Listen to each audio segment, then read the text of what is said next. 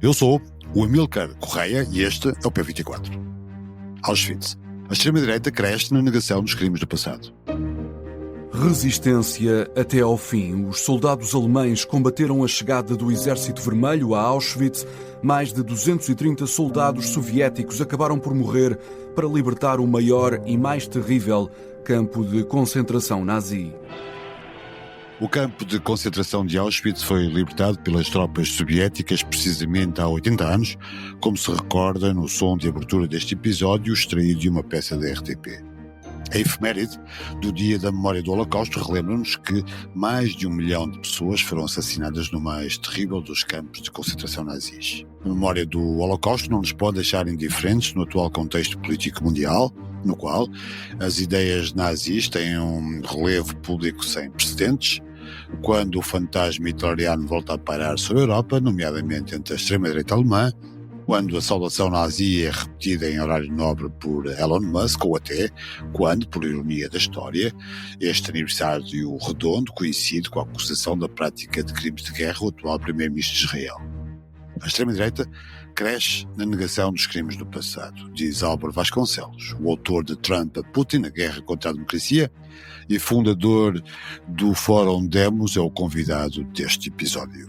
Bem-vindos ao P24, o seu dia começa aqui. Bom dia, Álvaro Vasconcelos, obrigado por ter vindo a este P24. Vamos começar por falar de memória neste dia, 80 anos depois da libertação do campo de extermínio de Auschwitz. Para a sua geração, eu sei que o Álvaro Vasconcelos em particular aprecia duas referências cruciais. Por um lado, o livro de Primo Levi, o sobrevivente daquele campo de concentração, Se Isto é um Homem, e por outro, o documento impressionante de René, Noite em Nevoeiro. 80 anos depois estamos a precisar de voltar a Primo Levi e a René para evitar o esquecimento, para ter noção exata do que é que foi este Holocausto, que já agora teve mais vítimas para além dos judeus. Exatamente, quer dizer, o trabalho de memória sobre o passado é absolutamente essencial neste momento.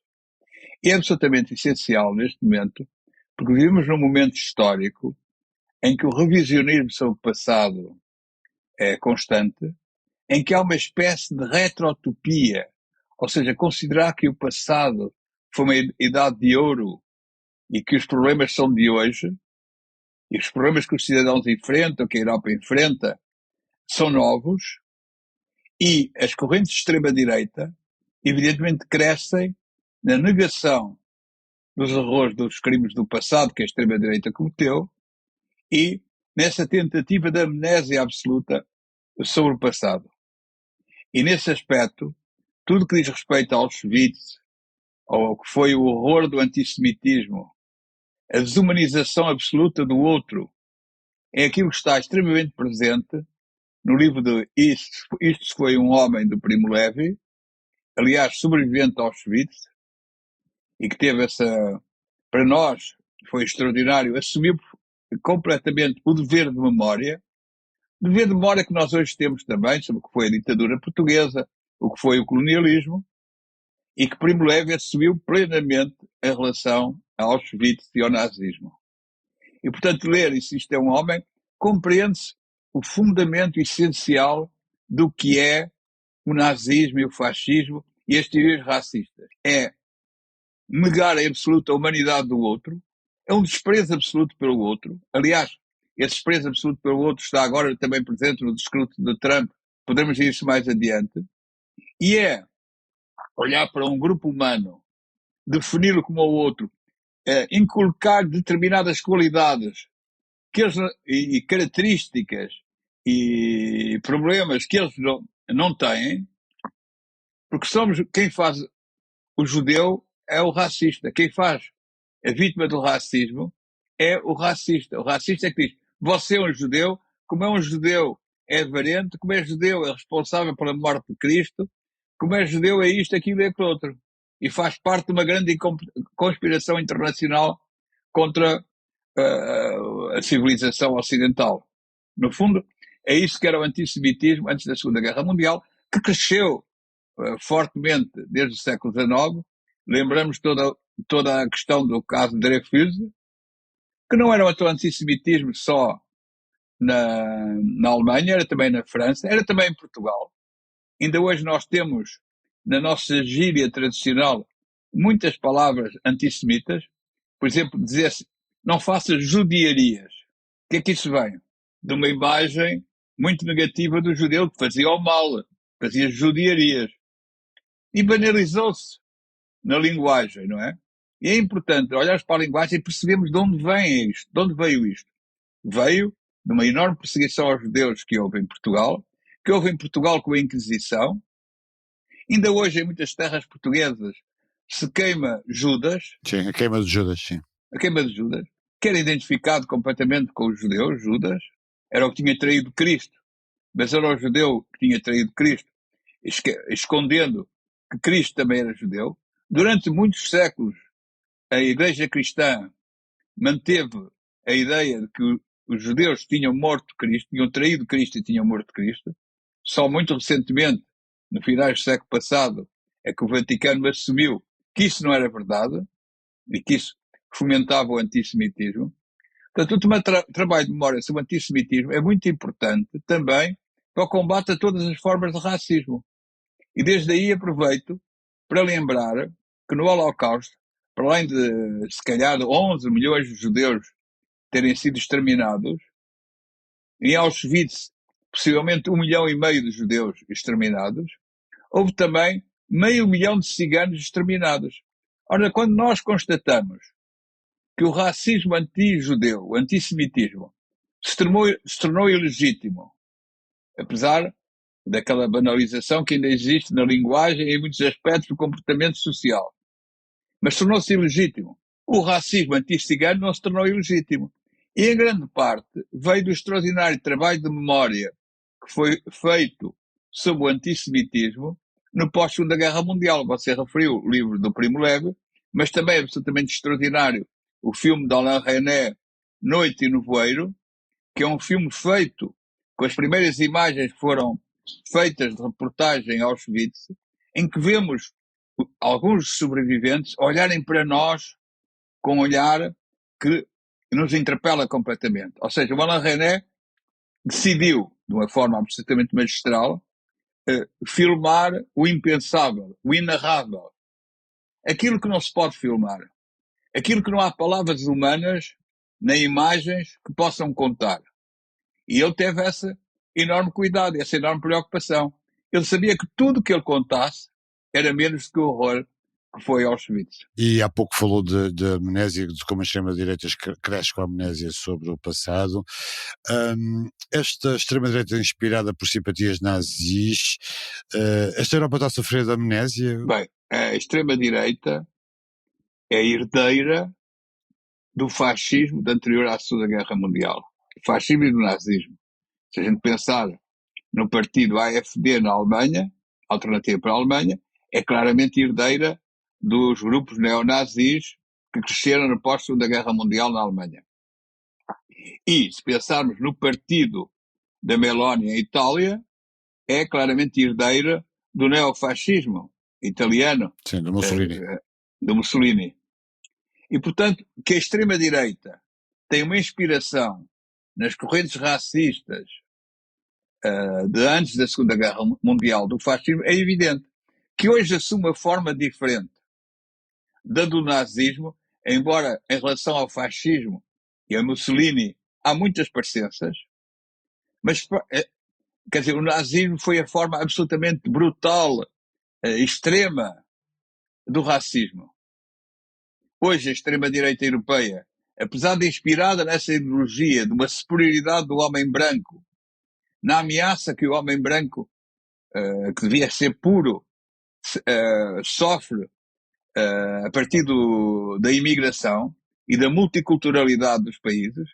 Se pensarmos, por exemplo, que na tomada de posse de Trump esteve o Zemmour, mais extrema-direita francesa não é possível, que desenvolveu a teoria de que a França, os bons franceses, aquilo que é a identidade cultural, étnica da França, está ameaçada pela invasão, aquilo que ele chama a grande substituição. Sim, a teoria da substituição. Dos imigrantes, da grande substituição. Vemos que muitas dessas ideias eram as ideias da extrema-direita. O pai Le Pen era um homem da Ordem Nova, Negava o Holocausto. que negava o Holocausto, e era um homem da Ordem Nova, a seguir à Segunda Guerra Mundial, e eu estava em Paris nos anos 60, exilado, no finais dos anos 60, e via manifestações da Ordem Nova, que eram manifestações completamente inspiradas no nazismo mais que no fascismo. E este crescimento, esta simpatia ou bonomia com o ideário nazi pode ser entendida como uma outra faceta de uma banalidade do mal, de uma banalidade do horror, é uma forma de normalização do horror. A questão da banalidade do mal é um tema extremamente importante para os nossos dias. Também, já que falamos de cinema, houve um filme recente que chama-se O Triângulo da Indiferença, em que mostra como o Rudolf Heiss, vivendo ao lado de Auschwitz, levava uma vida completamente banal. Tinha filhos, mulher, gostava dos filhos, era um homem quase que banal, ao mesmo tempo que organizava metodicamente, de uma forma industrial, o extermínio dos judeus, não é? O mesmo, e o tema banalidade do mal, foi desenvolvido pela Hannah Arendt durante o processo de Eichmann, em que Hannah Arendt disse: este homem é um homem banal, é um funcionário. E o que é terrível é que o homem banal, um funcionário, que é igual a todos os outros homens, sem grandes ambições, sem nenhum, não sendo um particular ideólogo, não era um ideólogo do nazismo, é o que ela diz, não era um ideólogo do nazismo, não era um extremista ideológico, organizou o extermínio dos judeus. Foi isso que ela chamou a banalidade do mal. E nós usamos hoje muito essa expressão para dizermos que quando as ideias da extrema-direita contaminam a direita democrática, estamos a assistir a uma banalização do racismo anti-imigrantes, porque hoje as vítimas principais do racismo são os imigrantes. São eles que são vistos como o outro, são eles que são desprezados, são eles que são desumanizados, são eles que são vistos como a escumalha do mundo, que é como o Trump se comporta em relação aos imigrantes e à extrema-direita em geral. Há pouco estava a falar de Trump e penso que iria fazer alguma analogia com o ideário nazi, até a reboque daquela saudação do Elon Musk. Como é que vê a ascensão de Trump? Por outro lado, também temos Putin.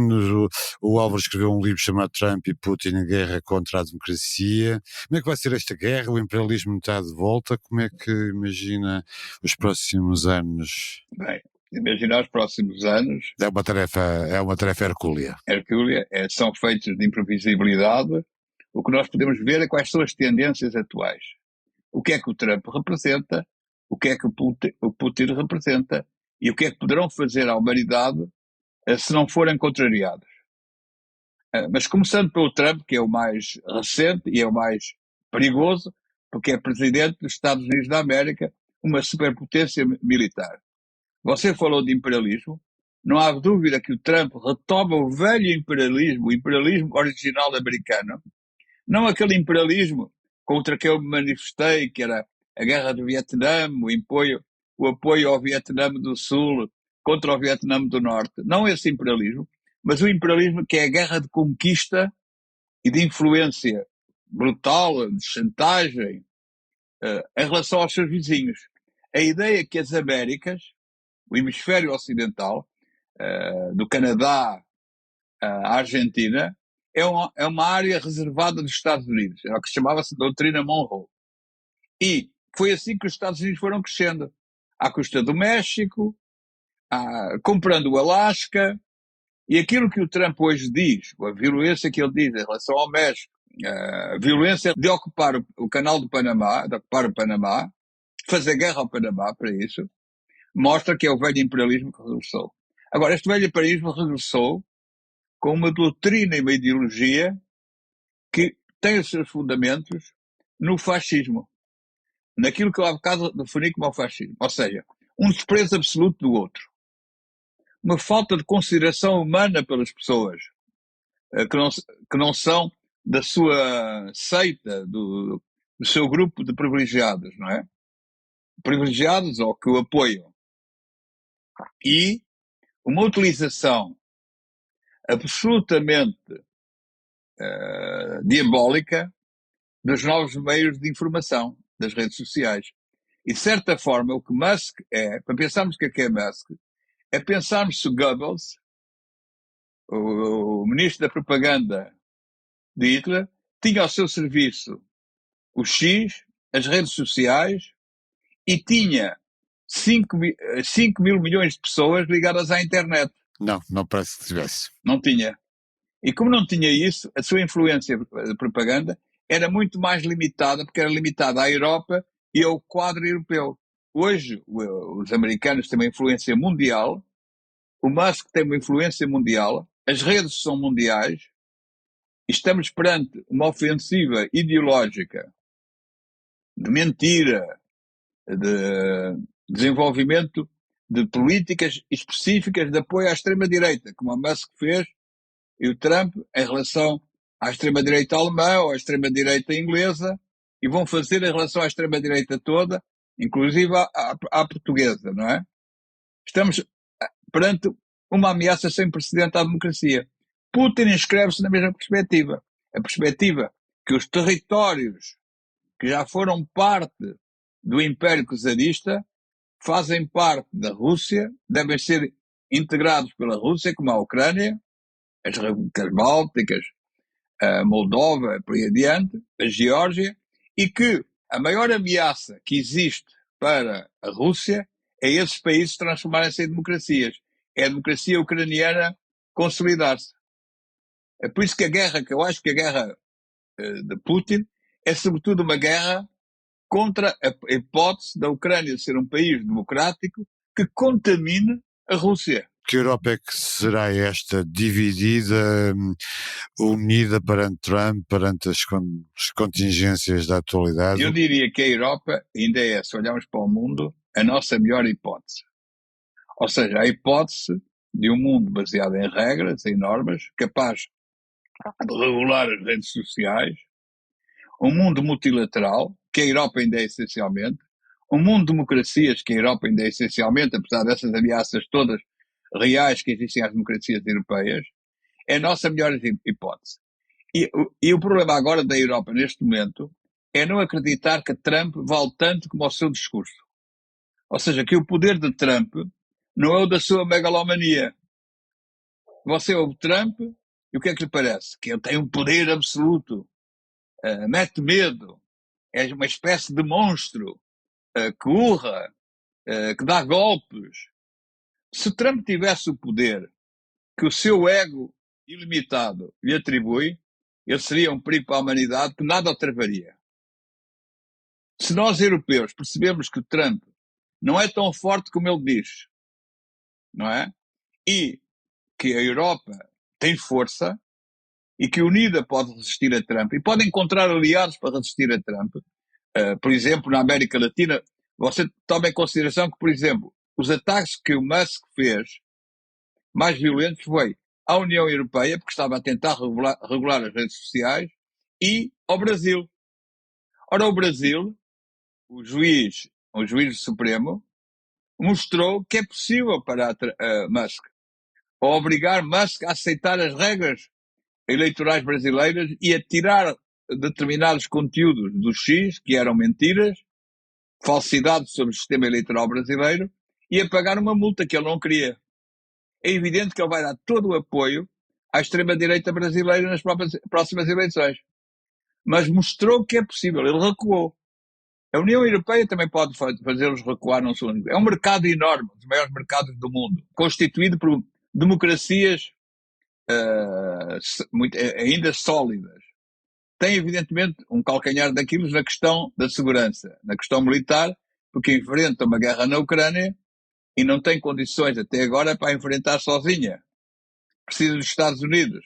Mas também aí pode fazer progressos significativos.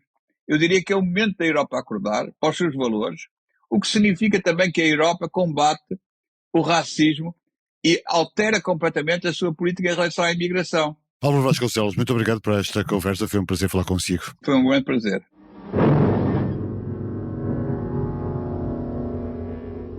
Termino com uma referência de Álvaro Vasconcelos. Noite em Nevoeiro é um filme de Alain René, realizado em 1955, que continua a ser um título absolutamente fundamental na história cinematográfica do Holocausto e de Auschwitz em particular.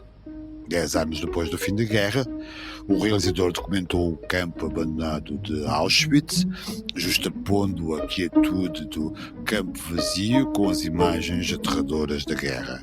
Aqui fica a sugestão deste filme para memória, presente e futura, em tempo de amnésia. Obrigado por ouvir o P24. Voltamos amanhã. O P24 é um podcast do Público com música original de Ana Marques Maia. A sonoplastia deste episódio é de Nuno Coelho. O Público fica no ouvido.